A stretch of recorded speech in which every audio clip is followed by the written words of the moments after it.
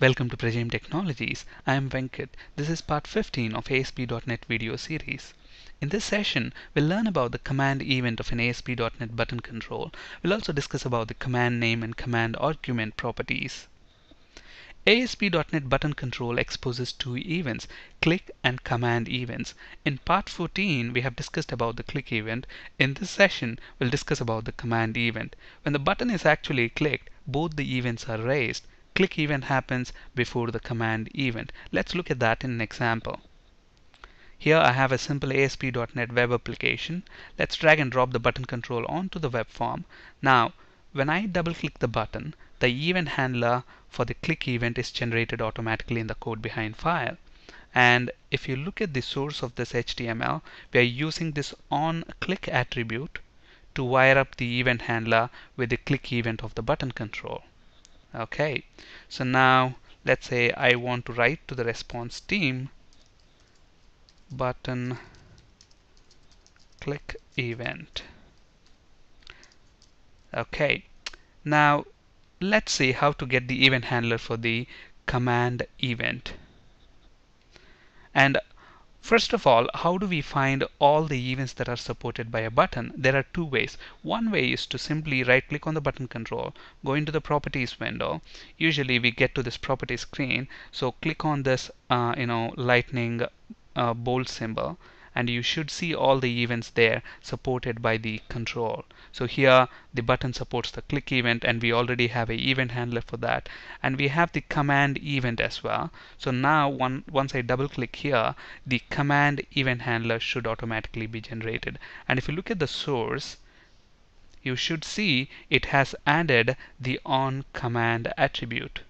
And then we are using button1 underscore command. This is the name of the method which is going to handle the command event.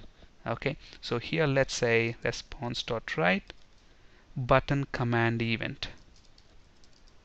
Okay, so let's actually put an HTML break here so that the output comes properly in separate lines. Okay, so now let's put a breakpoint here and run the application. So we said that when we click the button, both the events are raised, the click event and the command event. Okay, and the click event happens before the command event. Let's look at that. So here we are in the code. Let me click this button. So as soon as I click the button, look at that, button click event is handled first, and then when I press F5, we should have put a breakpoint here, so let's put the breakpoint there as well. Now let's click that. So first button click event, and then once I press F5, it comes to the button command event. Press F5 and the output as expected. So when we click the button, keep in mind that both the events get fired, the click event and the command event. And I told you there are two ways to actually find out what are all the events supported by a specific control. One way is to obviously go to the properties window and then find them there. The other way is to actually find it using code. Now, if you look at this button control, the ID of the button control is button1. So in the code behind, when I say button1 dot, you should see all the methods, properties, and events that are supported by this this control. Whatever have that flashing symbol or lightning bolt symbol, those are the events. So click event, command event. Okay, so these are the two events supported by a button control. So this is another way to figure that out. Alright, now how do we hook up the event handler to the event of a control? Now for example, we have the button has a click event. When that event occurs, this event handler method is being fired. So how are we hooking that up? Using the onClick attribute. So this onClick attribute is telling to the button control, when the click event occurs, call this method. Similarly, onCommand attribute is telling the button control, when that event occurs, call this event handler. Now, is it possible only to do it in the HTML? So here we are associating the event handler to the event of a control using the HTML declaratively. Okay, now we can do that programmatically as well. Now what is going to happen when I actually remove these hookups here? Now if I run and click the button control does not know which event handlers to call. That's why nothing happens. Look at that, nothing gets printed out. Okay, because we removed those associations. So we have seen how to associate the click event to the event handler declaratively in the HTML using those attributes. We can also do that programmatically using delegates. Let's see how to do that. So in the page load, which happens before obviously the respective post back events, the click and command events, what I can do is button1 dot click event. So to the click event, I want to associate an event handler. So button1 dot click plus equals new event handler. Here event handler is a delegate. Okay, so this delegate now is pointing to this function button1 underscore click. So at runtime, when the click event happens, the button control now knows it has to call this function, and a function with this name. And similarly, if I want to associate the command event, so button1 dot command, and then give a space, press plus equals, and then now if you press tab, automatically it generates the event handler name for us. Okay, so event handler delegate is used to hook up this method with this event of this button control. Okay, similarly we are using a different delegate here, command event handler delegate, to hook up button1 underscore command. This is the event handler which should be called when command event occurs on button1 control. So now if we run that and click the button, it knows which event handler to call when that respective event occurs, and then there we get the output. Alright, so event handlers can be associated to the events of control in two ways: declaratively at design time in the HTML using the attributes, or programmatically using delegates. Now when do we actually use this command? Most of the time in reality we use the click event, but when do we actually use this command event? Okay, now if you have multiple button controls on a web form, and if you want to programmatically determine which button control is clicked, then we can make use of this command event along with the command name and command argument properties. Okay, let me actually show you a demo, then it will be much clearer. So here I have a little bit of HTML just to save some time in typing. I have it here. So let's go to the web form. Let's get rid of this HTML that I have here. Let me paste this. Okay. Now if you look at the HTML, it's pretty simple. All I have is declarations for the button control. So let's look at the design first. So I have 4 button controls here. A button which says print, delete, show top 10 employees, show bottom 10 employees. And if you look at the source, it's pretty simple. So button, this is the ID, runAt is equal to server, which is pretty simple.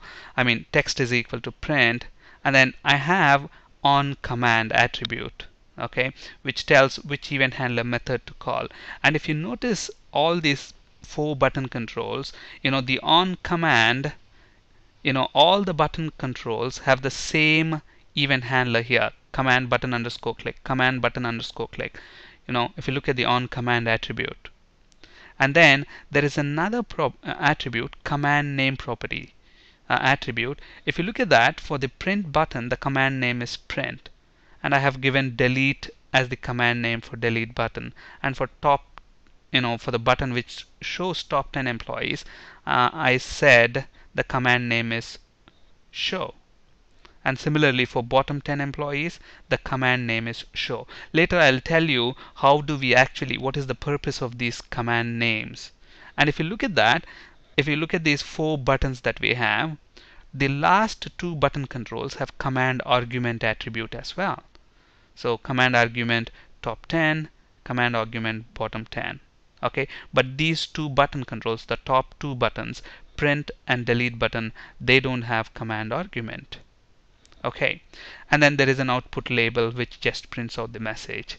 Now if you look at the code behind, let me copy that.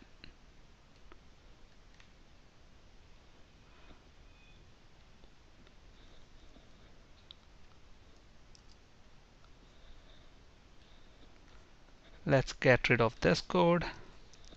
Okay, so if you look at this code behind, it's pretty simple. Now we know that this command button underscore click event handler will be called whenever you click any of these buttons. Why? Because on command attribute you specified this is the event handler that we want to call for all the 4 buttons. And then look at this. In the code behind, we are programmatically determining which button is clicked depending on the command name. Now, if you look at the the event handler method here, this event handler method is actually taking in 2 objects. One is sender, which is of type object, and the other object is of type command event args. Okay, now this object, if you look at this command event args object, e dot, it has got the command name and command argument properties. And if you look at the HTML, we have specified the command name and command argument properties. Okay, so when I click a button, what happens? This event handler get fired. This event handler will handle that event, and then whatever is the command name and argument that you have specified here will then be passed into this object. And then I am using that object's properties to determine which button they have clicked and what do I have to do. Okay, so if the command name is print, so if you look at this, for the print button, the command name is print. So we know that's one way to figure out they have clicked the print button. Similarly, if they click the delete button, then command name will be delete. So you click the delete button. We are using the simple switch case statement here. And then if you look at top 10 and bottom 10 employees, we have 2 buttons, show top 10, show bottom 10 employees. If you look at those 2 buttons, for both the buttons, the command name is show. So it gets, whether you click top 10 employees or bottom 10 employees buttons, it gets into this block. And look at this. Here I'm using another property of this command event args object, which is nothing but command argument. What is this command argument? Whatever you have specified here.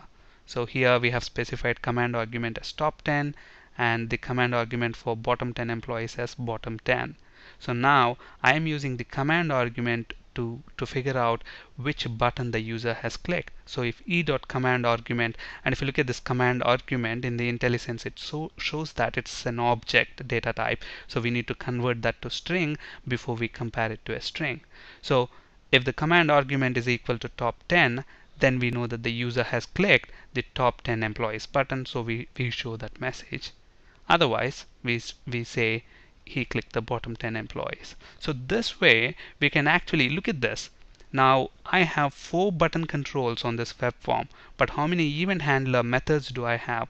I just have one event handler method. Within this one method, I'm handling the click events, the command events of all the 4 button controls. And then I am determining what to do based on the command name and command argument properties of the button control. Okay, so obviously now, as you might expect, when we run this, when we click, actually let's put a breakpoint so that you will understand what actually is happening. So we'll put a breakpoint in the command name there, run the application, and now as soon as I click the print button, the command name will be, look at this, when I click the print button, so obviously command name will be print. So it comes here and then prints that message. So I press F5 and we should see that you clicked print button. And similarly, if I click show top 10 employees, so command name is show, it comes into this case statement. So let's press F10 now. So it comes into this case statement, and then command argument, it's now checking the command argument. So if you look at this, command argument is top 10. Okay, and top 10 is equal to top 10, so it's going to print this out. So press F5 and we should see you clicked show top 10 employees button.